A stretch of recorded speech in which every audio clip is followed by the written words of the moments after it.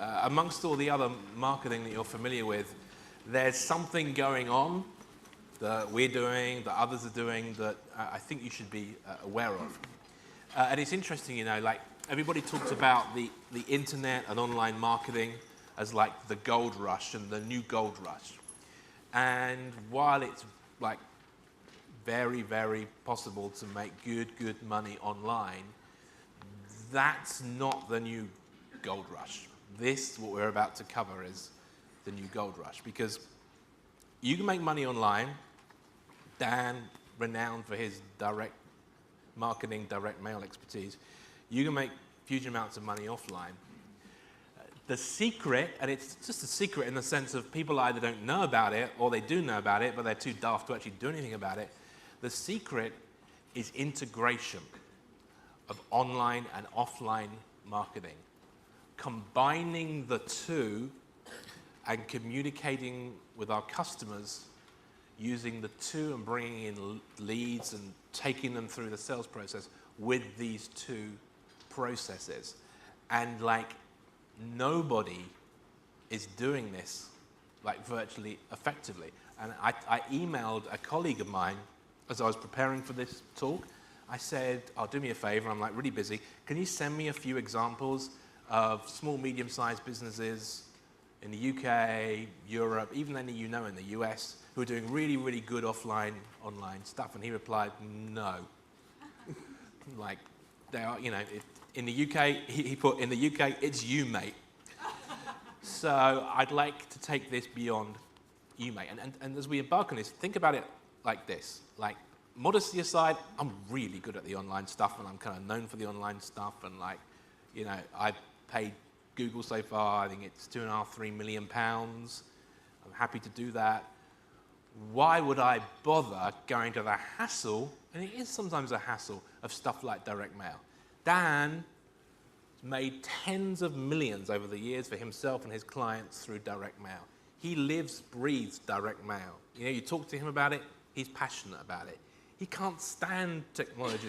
Why would he waste a single minute having the complex online element that's part of certainly the main business he's involved with, Glazer Kennedy? And the answer is because it makes huge amounts of money. So, online, offline integration, we're going to talk about how to do this and how to profit from it. And really, kind of, there's two chunks to this. One is taking people who you've got online, so people who've come to you from the internet, and taking them offline. And by offline, we just mean kind of non-internet.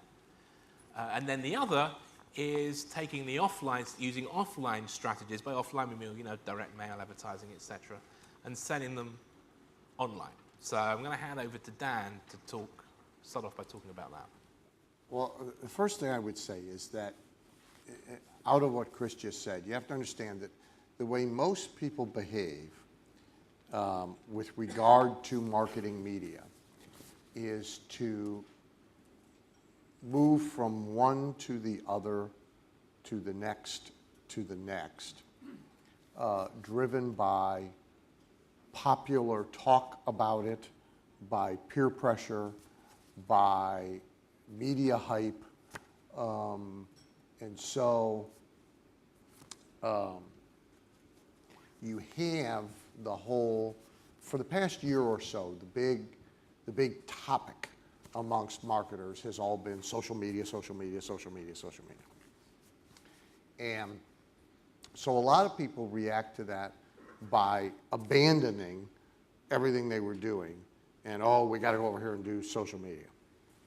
And before that, it was websites, email. Before that, which may not have been true here, but the same sort of hysteria occurred for a brief period of time about 900 numbers. And there were seminars and there were conventions and everybody dropped what they were doing and they had to have 5,900 numbers. That's like our 1-800 numbers? But it's pay. So the gimmick was, well, if you haven't seen them anywhere else in the UK, of course, they're all going away now for the most part, but 900 numbers has much of technology.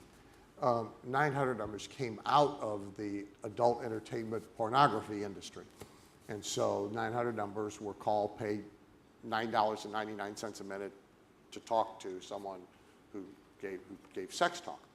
And then the technology migrated to all sorts of other businesses. And so people figured out that, like, instead of using an 800 number, they could get callers to call a 900 number to hear a recorded message about a product or a business opportunity and pay $2.99 a minute to hear the message, thereby mitigating some of the ad costs. So everybody wanted to do 900 numbers. Before that, it was 800 number recorded messages.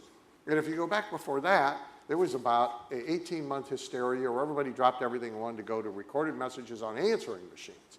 I mean, I had one of the first clients in real estate. He literally had 250 telephone answering machines with cassettes in them on metal shelves in his basement, each one tied to a different line, delivering a different message, and all the advertising was driving people to these numbers.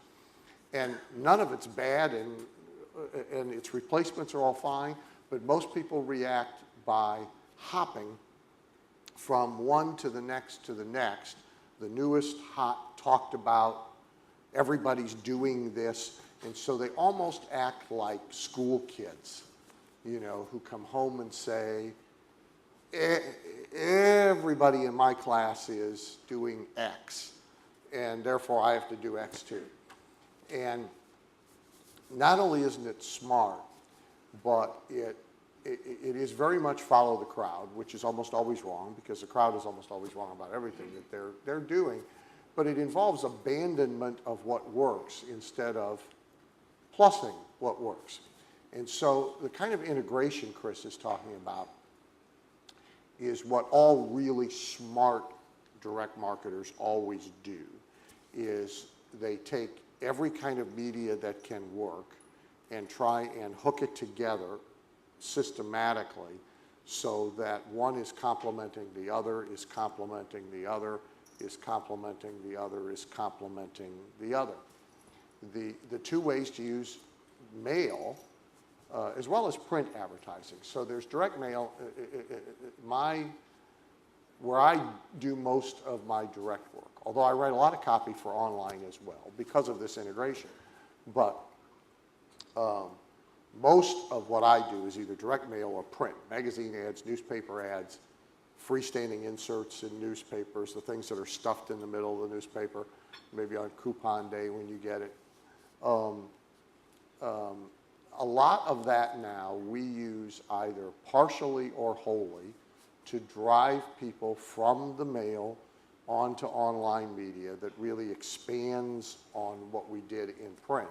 And then we take them offline out the back end in order to communicate with them via direct mail, also to make additional sales. So let me talk a little bit about both those things. First of all, the reason that print is important to understand is that a person who gets a magazine that is of interest to them. So again, everybody has their thing, right? So if I get a horse racing magazine, if you're a golfer and you get Golf magazine, if you are a bow and arrow hunter and you get Bow and Arrow magazine, you look at every page. It's really the only thing that comes into your home that is guaranteed to have page by page by page by page look. No matter how busy your week is that week, you're not going to throw that magazine out unread, and you're really not going to skim. Now, you may skim everything else that happens to you that week, but the magazine that is of great interest to you, you are going to go through it page by page by page by page. So that gives us close to 100% readership of our targeted audience with print advertising, right ad in the right magazine for the right audience. Now, the reason that's so beneficial is that you don't come close to 100% readership with anything else that you do. You don't even get in the neighborhood. Direct mail, you may be, if right list, right piece, if everything's done right, you may be getting 10% of the recipients to read it. Email, what's the delivery rate? Just delivery now is down around a third, isn't it? Yeah, delivery rates go from, So 30 to 70%. So I mean, the delivery rate's real low, then the open rate, then do they read it all? So the right ad in the right magazine, we have 100% readership, which is, now its limitation is, in many cases for a given offer, product or service, there may only be a few places that the print ad will work, and if it's a monthly magazine, it's limited, obviously, whereas obviously online, theoretically, there is no limit. Radio, there's no limit. Broadcast media, there's no limit. And direct mail, largely, there's no limit. So the magazine print ad, the newspaper freestanding insert is limited, but nonetheless, because it gets 100% readership, it's extremely valuable when it's done right. And again, a lot of people have sort of stampeded to online and left offline and never really thought about hooking them together. Direct mail itself, its virtue is that if I get you to pick it up and open it, for as long as I can hold your attention, it's the only media that gives me one-on-one in a vacuum.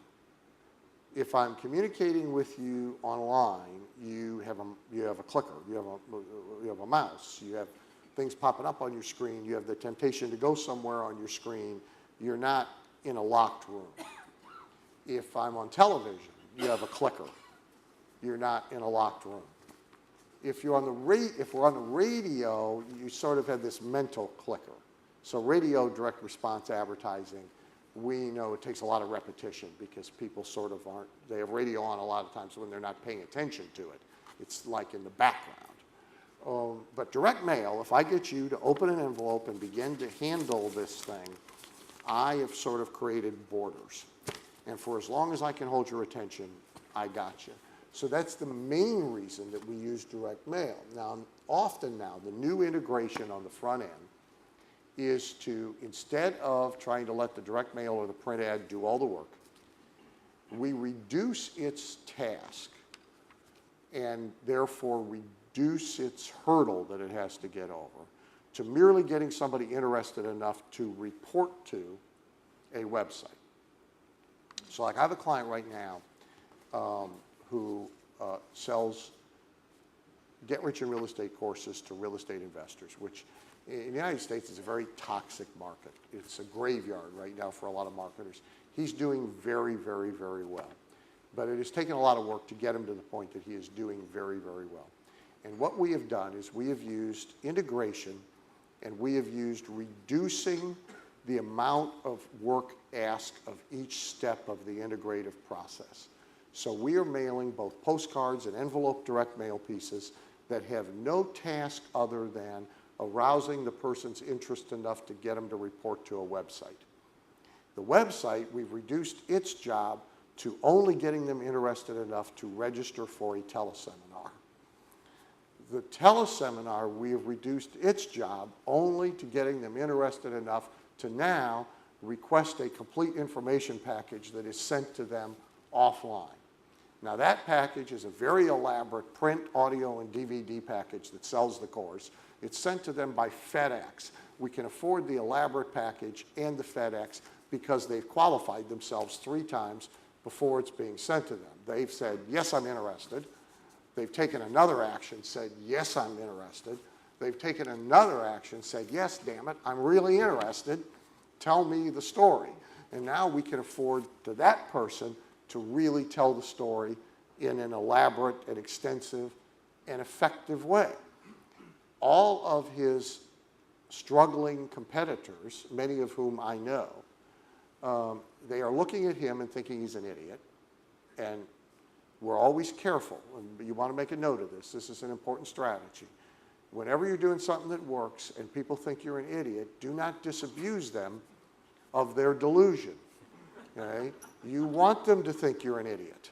Okay? Because you don't bank their applause, you bank money. And the longer they think you're dumb, the less likely they are to imitate anything it is that you're doing. So they're seeing him do it. In many cases, he's doing it with their lists. Okay? And they still aren't copying it because A, it's complicated, and nobody likes to copy things that are complicated, and B, they think he's dumb. Why would you spend all this money just to get him to do this little thing, and then all this money again to get him to do this next little thing, and then all this money again to get him to do this thing before you try and sell him something? It seems convoluted and complicated and expensive. So they think he's an idiot. Okay? So in total return on investment for the last 3 months, we have averaged $161 for every dollar spent. Now, that's like huge, huge, huge, huge, huge, huge. And it's multipliable because it's a big universe. But it takes all those steps and all that easing them along and all that integration. Now, there's even more integration, because the ones who get the package and don't buy, there's now a big follow-up sequence behind that to them, which it mostly is done with email, because we had that from the second step, that is all designed to drive them to a different website for a different offer, at which they then go from the website to a teleseminar to qualifying to get a package. We have 3 loops. 3 loops selling 3 different things to this same originated prospect.